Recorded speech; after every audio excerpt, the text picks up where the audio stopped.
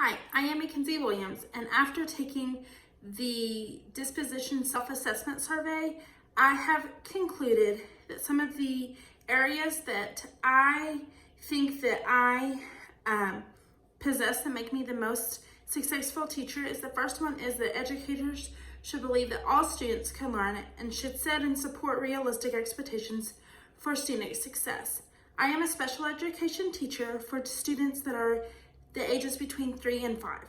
This is something that I've had to learn how to do in the school setting because of the fact that my students are not able to talk and not every student is on the same grade level. Some of my students are more advanced than others, and knowing that I have to set different expectations in my classroom that other students may or may not be able to do. The second one is educators should be sensitive to individuals' learning and the social needs of students and embrace the cultural diversity of the community. Once again, I teach in a special education classroom. This part goes along with the educators should be sensitive to individual learning. I have learned that every child can learn. It just takes some different practices and some different techniques to get that student to understand what they are being taught. I have students that are on an 18-month level that are able to understand me and able to do simple tasks such as matching pictures and so forth. The social needs of students and embrace the cultural diversity of the community is very important as well. Knowing the different social needs and the different social cultural diversity is very important as well, because you have to know how to talk to not only the students that is not demeaning or putting them down, but also the parents in the same way. I have noticed that some of my parents will not make eye contact with me, and I had to remember that that is normal and that I needed to learn not to make eye contact with them as well. The third one that makes me a successful teacher is educators should exercise sound judgment and ethical behavior. This was something that I learned as a teacher's aide.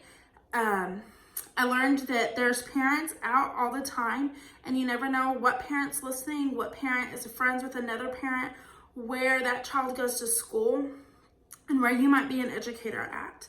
This was very difficult for me to learn because I had to realize that I was not safe talking in public about things that are happening at my school or in my classroom with friends. I needed to do that on my own time in my own household.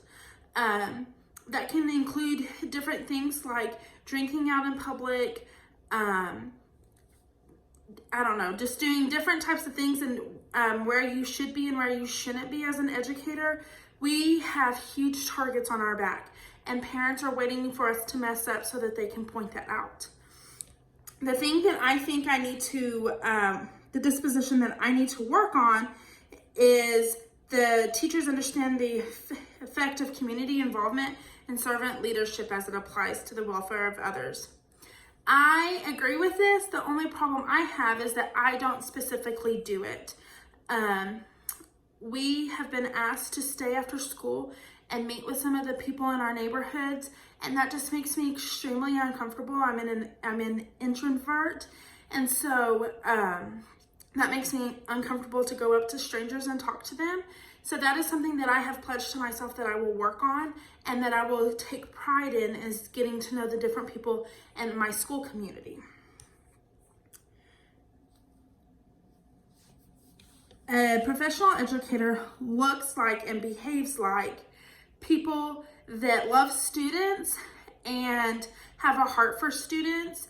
Like I addressed earlier in the video, you should not be out gossiping or talking about things that are going on at school. I've always been taught what happens at school stays at school, and that's something that educators need to be informed.